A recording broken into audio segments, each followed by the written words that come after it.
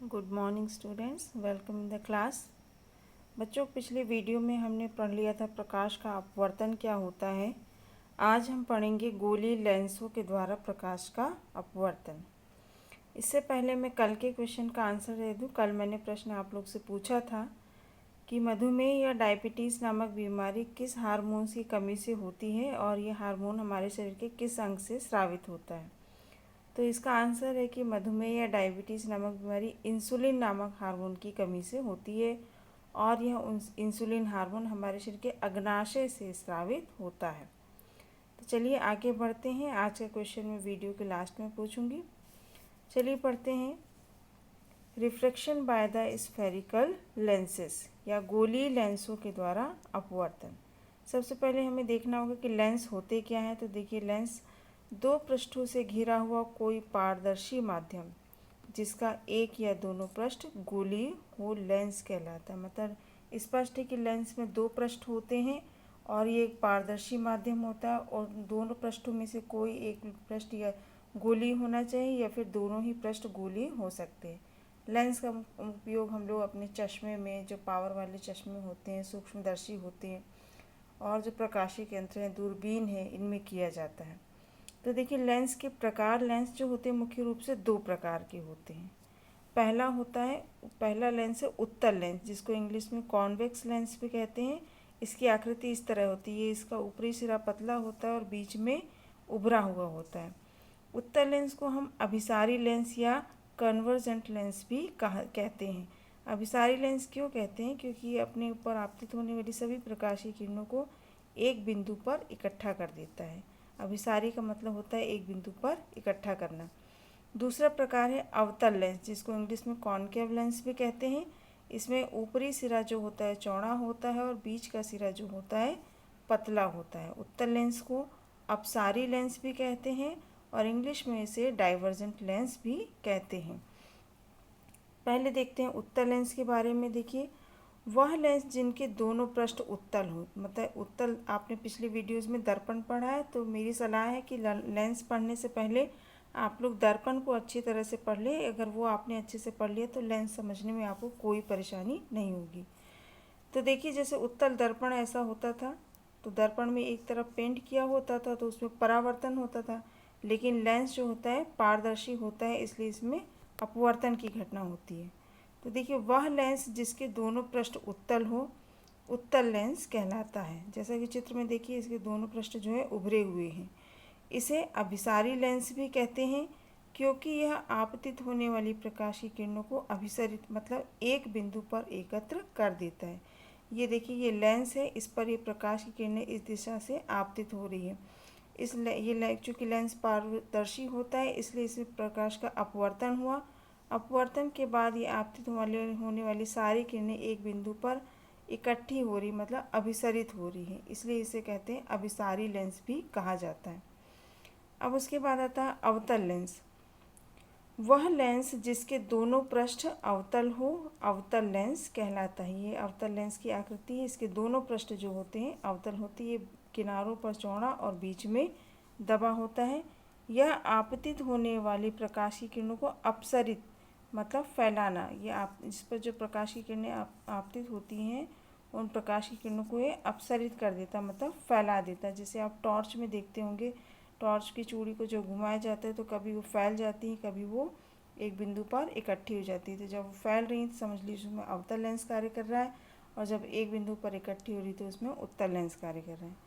इसलिए इसे अपसारी लेंस भी कहते हैं। ये है अवतल लेंस का चित्र और ये है उत्तल लेंस का चित्र। उत्तल लेंस इस तरह मुख्य अक्ष के समांतर आने वाली प्रकाश की किरणों को एक बिंदु पर इकट्ठा कर दे रहा है, और अवतल लेंस जो है मुख्य अक्ष के समांतर आने वाली प्रकाश की किरणों को ऐसे फैला दे रहा है, मतलब अपसरित कर देता है।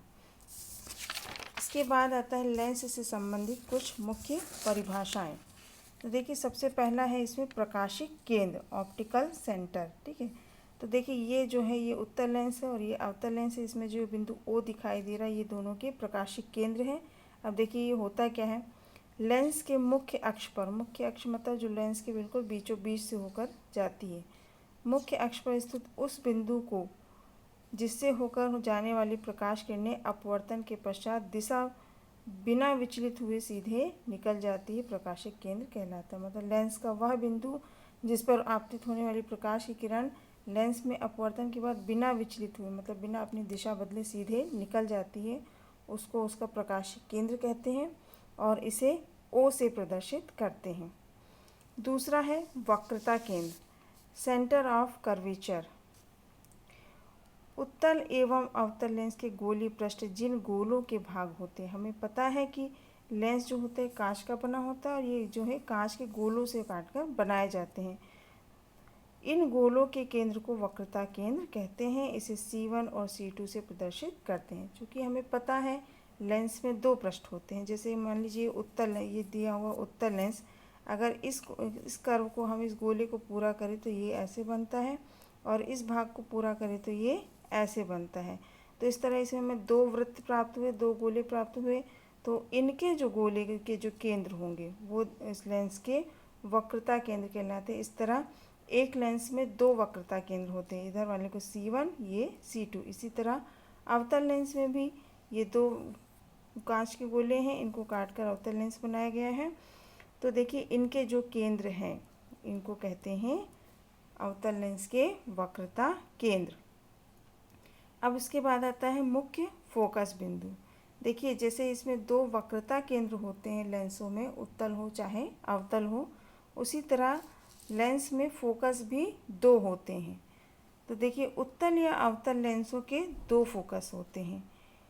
तो सबसे पहले हम देखते हैं उत्तल लेंस का प्रथम फोकस। ठीक है, देखिए उत्तल लेंस के मुख्य अक्ष पर स्थित वह बिंदु जिससे चलने वाली प्रकाश किरणें लेंस से अपवर्तन के बाद मुख्य अक्ष के समांतर हो जाती हैं, लेंस का प्रथम फोकस कहलाता है। इसे F1 से प्रदर्शित करते हैं।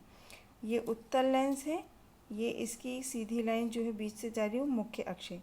इसके मुख्य अक्ष पर स्थित वह बिंदु जिससे होकर जाने वाली प्रकाश की किरणें, ये इसे F1 से प्रकाश की किरणें इस तरह लेंस पर आपतित हो रही हैं और अपवर्तन के पश्चात जो है ये मुख्य अक्ष के बिल्कुल समांतर हो जा रही है। तो यह बिंदु जो है लेंस का प्रथम फोकस कहलाता है और इसे F1 से प्रदर्शित करते हैं। ठीक है, इसके बाद आता है उत्तल लेंस का द्वितीय फोकस। देखिए उत्तल लेंस का द्वितीय फोकस, जिसको मुख्य फोकस भी कहा जाता है। देखिए मुख्य अक्ष के समांतर आने वाली प्रकाश की किरणें उत्तल लेंस से अपवर्तन के पश्चात जिस बिंदु पर मिलती है उसे लेंस का द्वितीय फोकस या मुख्य फोकस कहते हैं। अगर दोनों फोकस की हम तुलना करके देखें तो आपको ज़्यादा अच्छे से समझ में आएगा। ये है लेंस का प्रथम फोकस। इसमें प्रकाश की किरणें यहाँ से चलना प्रारंभ कर रही हैं और अपवर्तन के पश्चात मुख्य अक्ष के समांतर हो जा रही हैं।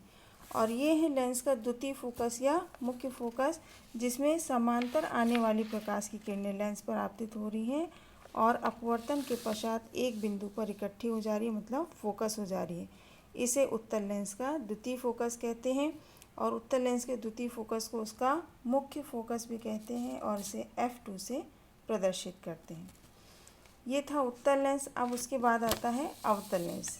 तो देखिए जिस तरह उत्तल लेंस में दो फोकस बिंदु थे उसी तरह अवतल लेंस में भी दो फोकस है, लेकिन अंतर है कि उत्तल लेंस का जो प्रथम फोकस था वो लेंस के दाहिनी ओर, मतलब बाईं ओर था, लेकिन इसका जो है अवतल लेंस का जो प्रथम फोकस होगा वो लेंस के दाहिनी ओर होगा। इसी तरह उत्तल लेंस का जो द्वितीय फोकस है वो लेंस के दाहिनी ओर है और अवतल लेंस का द्वितीय फोकस लेंस के बाईं ओर हो जाता है। ठीक है, तो सबसे पहले देखते हैं अवतल लेंस का प्रथम फोकस या F1। अवतल लेंस के मुख्य अक्ष पर वह बिंदु, यह अवतल लेंस की मुख्य अक्ष है, इस पर वह बिंदु जिसकी ओर हो आती हुई प्रकाश की किरणें अपवर्तन के बाद मुख्य अक्ष के समांतर हो जाती हैं, अवतल लेंस का प्रथम फोकस F1 कहलाता है। यह अवतल लेंस की मुख्य अक्ष है, इस पर एक बिंदु है F1, इसकी ओर जो प्रकाश की किरणें आ रही हैं और अपवर्तन के बाद जो है ये अपवर्तित होकर मुख्य अक्ष के समांतर हो जा रही हैं। तो वह बिंदु जिसकी ओर आती हुई प्रकाश की किरणें मुख्य अक्ष के समांतर हो जाती हैं अपवर्तन के बाद, वह अवतल लेंस का प्रथम फोकस कहलाता है और उसे f1 से प्रदर्शित करते हैं। उसके बाद आता है अवतल लेंस का द्वितीय फोकस या मुख्य फोकस। ध्यान दीजिए कि उत्तल लेंस और अवतल लेंस में जो द्वितीय फोकस होता है उसे मुख्य फोकस कहा जाता है। इसे f2 से प्रदर्शित करते हैं। देखिए इसकी परिभाषा, मुख्य अक्ष के समांतर आने वाली प्रकाश किरणें अपवर्तन के बाद जिस बिंदु से अपसरित या फैलती हुई प्रतीत होती हैं। ठीक है, कैसी हो रही? प्रतीत हो रही, वास्तव में उसमें उस बिंदु से नहीं फैल रही लेकिन फैलती हुई प्रतीत हो रही हैं, उसे अवतल का द्वितीय फोकस या मुख्य फोकस कहते हैं। जैसे कि ये एक अवतल लेंस है, ये इसकी मुख्य अक्ष है और इसकी मुख्य अक्ष के समांतर ये प्रकाश की किरणें आ रही हैं और अपवर्तन के पश्चात इस तरह से ये अपसरित हो जा रही हैं। जब इन अपसरित होने वाली या फैलने वाली किरणों को जब पीछे की ओर बढ़ाया जाता है तो ये इस बिंदु पर आकर मिलती हैं। तो ऐसा प्रतीत होता है कि ये सारी किरणें इस बिंदु से निकलकर फैल रही, तो इसे लेंस का द्वितीय फोकस या मुख्य फोकस कहा जाता है। अब उसके बाद आता है देखिए फोकस दूरी। जैसे दर्पण में था वक्रता के दर्पण के ध्रुव और फोकस बिंदु के बीच की दूरी को उसकी फोकस दूरी कहते थे। उसी तरह लेंस में भी दोनों लेंसों के प्रकाशिक केंद्र से प्रथम या द्वितीय फोकस के बीच की दूरी को लेंस की फोकस दूरी कहते हैं और इसका मान जो है लगभग समान होता है। मतलब लेंस के प्रकाशिक केंद्र से चाहे प्रथम फोकस की दूरी लें चाहे द्वितीय फोकस की दूरी लें, दोनों दूरियां हमेशा एक समान होती हैं। चलिए आज का वीडियो यहीं समाप्त होता है। अगले वीडियो में हम पढ़ेंगे लेंस के द्वारा प्रकाश का अपवर्तन। तो आज का प्रश्न है कि आनुवांशिकता की खोज किसने की थी? आनुवांशिकता मतलब हेरिडिटी, आनुवांशिकता की खोज किसने की थी? इसका जवाब आपको देना है। Thank you.